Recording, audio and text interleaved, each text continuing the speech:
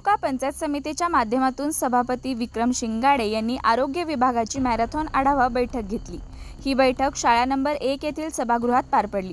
बैठकीला जिल्हा परिषद सदस्य शीतल रणपिसे, पंचायत समिती सदस्य राजाराम बोराटे, गौरी तुपे, बाळकृष्ण कदम, गटविकास अधिकारी प्रदीप शेंडगे तसेच प्रभारी तालुका वैद्यकीय अधिकारी प्रथमेश डोंबे यांच्यासह आरोग्य विभागातील सर्व कर्मचारी आणि आरोग्य सहाय्यक उपस्थित होते।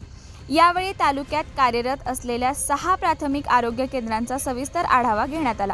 तसेच 36 उपकेंद्रांची माहिती घेऊन या ठिकाणी उपलब्ध असलेल्या सुविधा, मनुष्यबळ, औषध साठा आणि सेवा पुरवठ्याची स्थिती यावर चर्चा करण्यात आली।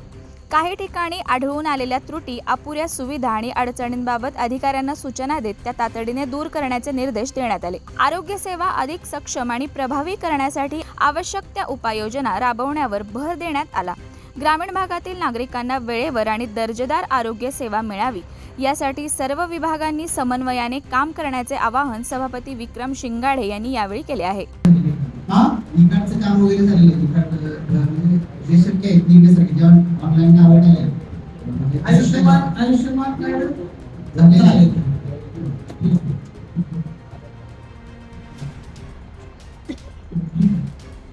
त्यानंतर बाकीच्या कुठल्या गावामध्ये असं झालंय का, उदाहरणार्थ एक मार्ग केलाय का किंवा काय झालंय तर माहितच नाही तुम्हाला। तुम्हाला हे तर माहिती आहे का, आपली मुख्यमंत्री ग्राम समृद्धी अभियान स्पर्धा चालू आहे, ते गाव आपण त्या स्पर्धेमध्ये भाग घेतलेला आहे, हे तर माहिती आहे ना, सगळ्यांना माहिती आहे। म्हणजे सगळ्या गावांना मार्क मिळाले, फक्त बंदगड सोडून मिळाले का? परत जर माहिती घेतली त्याच्यामध्ये जर ते आढळलं तर मग त्याच्यावरती परत तुम्ही अडचणीत या। स्वर्गवाडीला कोण आहे, तुम्ही बोलत नाही, असं नाही करायला पाहिजे ना। काय झालं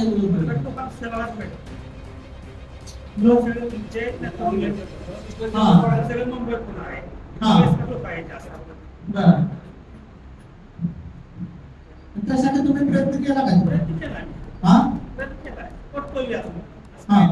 आता करून काय उपयोग नाही, आता चांगलं किती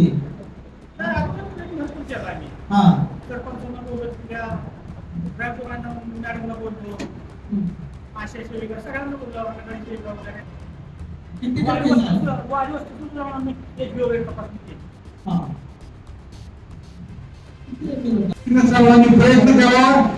वेगवेगळ्या काही मेडिसिनचे विषय असतील ती सुद्धा जिल्हा परिषदकडे मागणी करा, कारण काही लसेस आपल्या पीएससी कडे, आता सपोज एखाद्याला पिसाळा कुत्रं चावलं तर असतेच आपल्याकडे लस, परंतु काही वेळेला कमतरता आपल्याकडे त्या लसींची पण कमतरता राहते।